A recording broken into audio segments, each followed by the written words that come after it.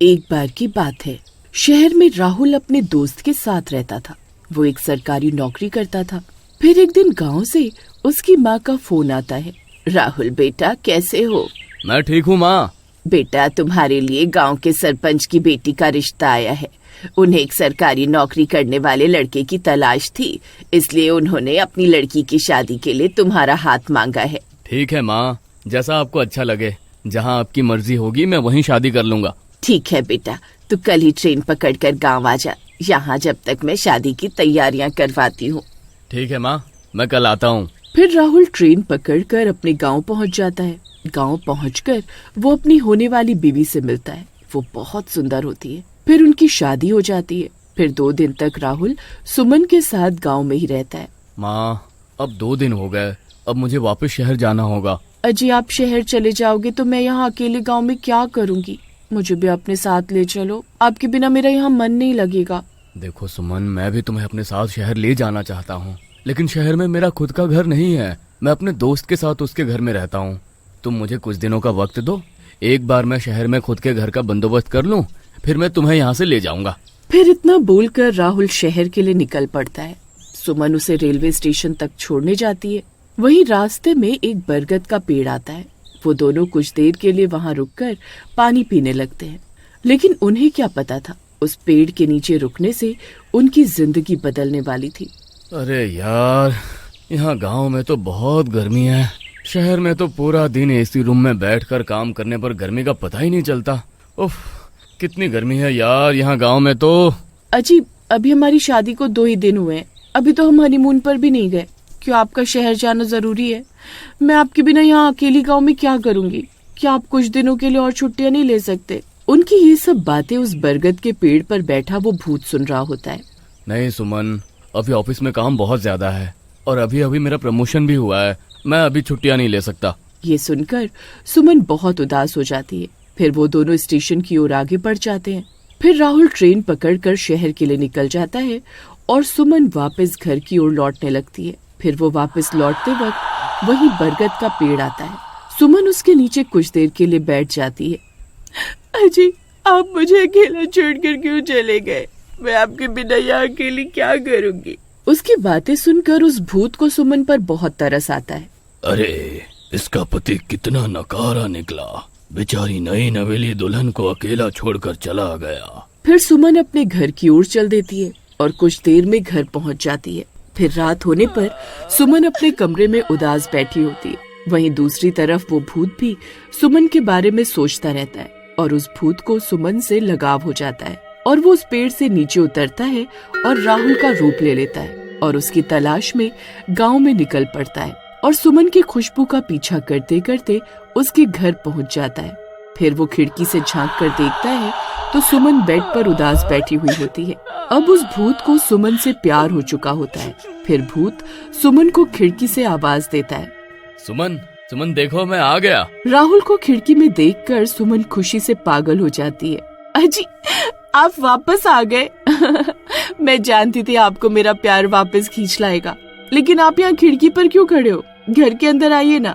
फिर सुमन भागकर जाती है और दरवाजा खोलती है। राहुल को देखकर उसके माँ बाप भी चौंक जाते हैं। अरे बेटा, तू वापस आ गया? तू तो कह रहा था अभी और छुट्टियाँ नहीं मिल पाएंगी। अरे, मैं सुमन के लिए आया हूँ। मुझसे सुमन का उदास चेहरा देखा नहीं गया, इसीलिए मैं वापस आ गया। फिर वो भूत राहुल बनकर सुमन के साथ रहने लगता है। सुमन भी अनजान थी कि वो उसका पति नहीं बल्कि एक भूत है। फिर वो दोनों खुशी खुशी रहने लगते हैं। फिर अगले दिन राहुल सुमन को खाना खिलाने बाहर ले जाता है और वापस घर लौटने में रात हो जाती है। रात होते ही राहुल की आंखें लाल होने लगती हैं। आपकी आंखों को क्या हुआ जी? ये इतनी लाल कैसे हो गई? अरे, ये तो कल रात में अच्छे से सो नहीं पाया ना, इसलिए ऐसे लाल हो गई है। तभी गली के सारे कुत्ते राहुल को देखकर भौंकने लगते हैं। शु शु शु, चलो भागो यहाँ से। पता नहीं आज इन्हें क्या हो गया। आज से पहले तो कभी ऐसे भौंकते नहीं थे। अरे चलो भागो यहाँ से, नहीं तो एक एक को काट डालूंगा। भागो यहाँ से। फिर जैसे ही राहुल उन्हें घूरता है तो वो डर के मारे वहाँ से भाग जाते हैं। अजी, आपकी आवाज को क्या हो गया? ये अचानक से इतनी भारी कैसे हो गई? अरे कुछ नहीं, बस ऐसे ही थोड़ा गुस्से में बोला ना, इसलिए ऐसे ही हो। फिर वो दोनों अपने घर आ जाते हैं और सुमन सो जाती है। भूत सुमन का बहुत ख्याल रखता है।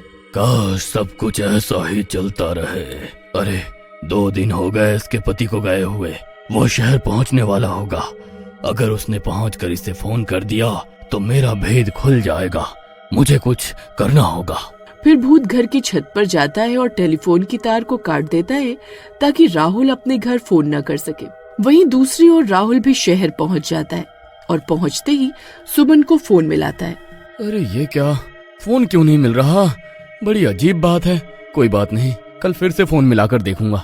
फिर राहुल लगातार हर रोज घर पर फोन मिलाने की कोशिश करता है, लेकिन उसकी बात किसी से भी नहीं हो पाती क्योंकि भूत ने फोन का तार पहले ही काट दिया था।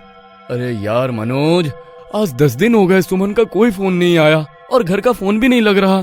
मुझे समझ नहीं आ रहा क्या करूं। फिर ऐसे ही 1 महीना बीत जाता है। फिर एक दिन राहुल के माँ बाप उस बहरूपीय भूत से बोलते हैं, अरे बेटा राहुल, अब तो तुम शहर भी नहीं जा रहे। हमें तो लगता है तुमने अपनी पत्नी के प्यार में नौकरी भी छोड़ दी है। ये सब नहीं चलेगा। जब से तुम्हारी शादी हुई है तुम तो इस सुमन के प्यार में पागल हो गए हो। देखो राहुल, अगर शहर जाकर नौकरी नहीं कर सकते तो यही गांव में कुछ ना कुछ काम करना होगा। मैं अकेला इस घर का खर्चा नहीं उठा सकता हूँ। फिर अगले दिन से बहरूपिया राहुल घर से निकलता है और जादू से सोने के सिक्के बनाकर रोज अपने पिताजी को दे देता। सोने के सिक्के देखकर पिताजी की आंखें फटी की फटी रह जाती और उनकी खुशी का ठिकाना नहीं रहता। फिर कुछ दिनों तक ऐसे ही चलता रहता है। अब राहुल की शादी को 2 महीने बीत चुके थे और शहर में राहुल बेहद परेशान हो चुका था। फिर एक दिन, मनोज, अब 2 महीने हो गए और सुमन का कोई फोन नहीं आया। मैं आज रात ही ट्रेन पकड़कर गांव जा रहा हूँ। फिर उसी रात राहुल अपने गांव की ओर निकल पड़ता है। 2 दिन में वो गांव पहुंच जाता है। फिर घर पहुंचकर अपने घर की घंटी बजाता है। सुमन और बहरूपिया राहुल अपने कमरे में आराम कर रहे होते हैं। अजी मैं अभी दरवाजा खोल कर आती हूँ। फिर सुमन जैसे ही दरवाजा खोलती है उसकी आंखें फटी की फटी रह जाती हैं। सामने राहुल खड़ा होता है। अरे मर गए रे, ये कैसे हो सकता है?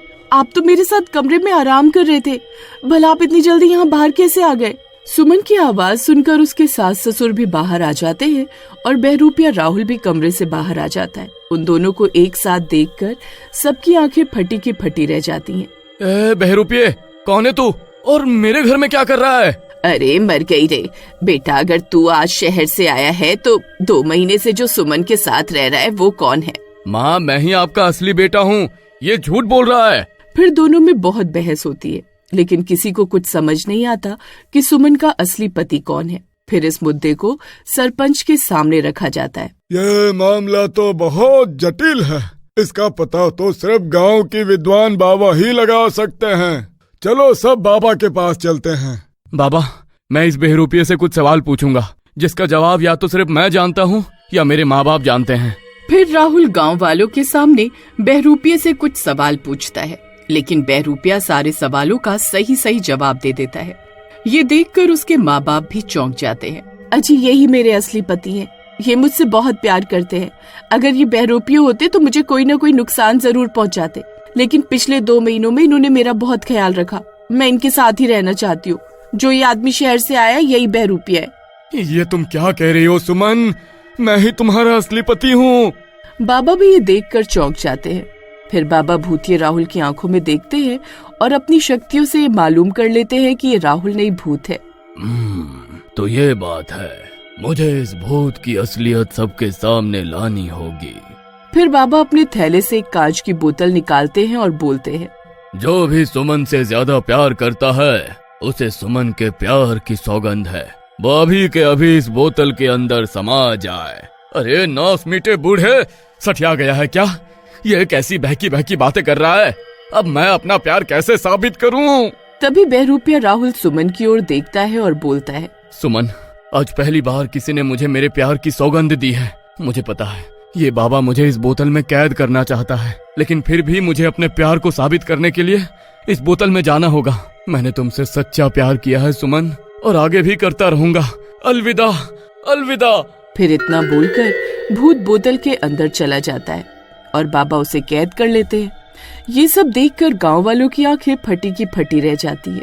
राहुल और उसके घर वाले भी अपने बेटे को वापस पाकर बहुत खुश थे, लेकिन अपने असली पति को वापस पाकर भी सुमन खुश नहीं थी, क्योंकि वो भी उस बहरूपिये से प्यार करने लगी थी। फिर बाबा उस भूत को लेकर वहाँ से चले जाते हैं। अगर आप इसका पार्ट 2 देखना चाहते हैं तो कमेंट कीजिए।